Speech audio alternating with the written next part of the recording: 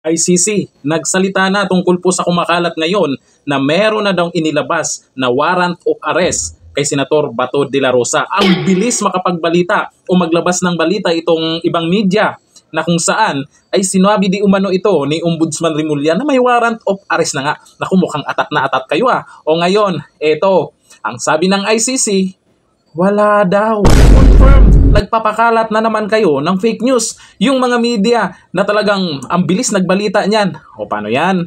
Eto, ang sabi po dito ng ICC, dito sa post po ng news ngayon. ICC, nilinaw, walang warrant of arrest laban kay Senator de la Rosa. Mariing itinanggi ng International Criminal Court na naglabas ito ng warrant of arrest laban kay Senator Ronald Bato de la Rosa taliwas sa kumakalat na ulat sa local na media. Kaya naman pala, nung nagsalita itong si Boying, ay iba yung sinasabi din ng kapatid niya. Ang sabi, wala daw red notice kay Senator Bato de la Rosa. Kaya kanina, hindi ko po nagawan agad ng video kasi mukhang kaduda-duda kasi sinasabing may warrant pero walang red notice sa Interpol. Eto, kakapasok lang, wala daw.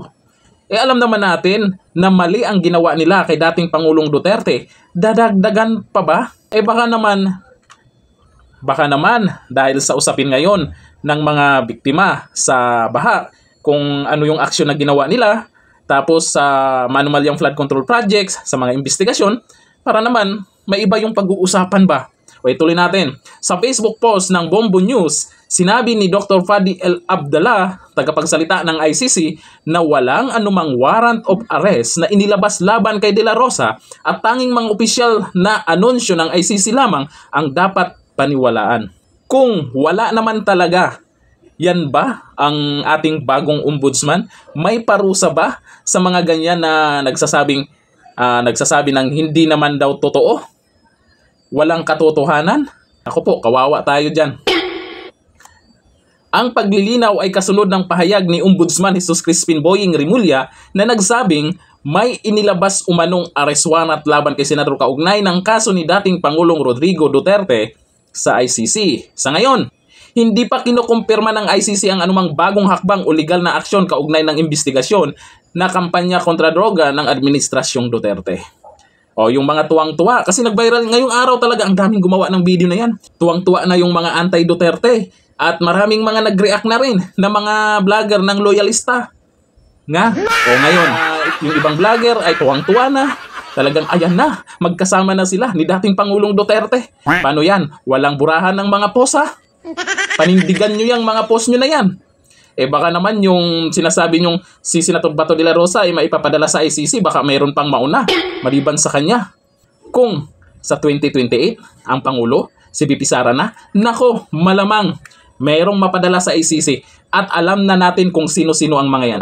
Yan ang resulta na masyadong excited ba? Hindi mo na kino-confirm. Sinabi lang ng isa, walang nakitang papel, aba, nagsiselebrate na. Sayang yung celebration. O ayon dito kay Paul Kate Opina, ambot na lang kay Boying Ombudsman fake news. Nako, mayroon kayang parusa sa mga ganyan na ombudsman pa mismo ha.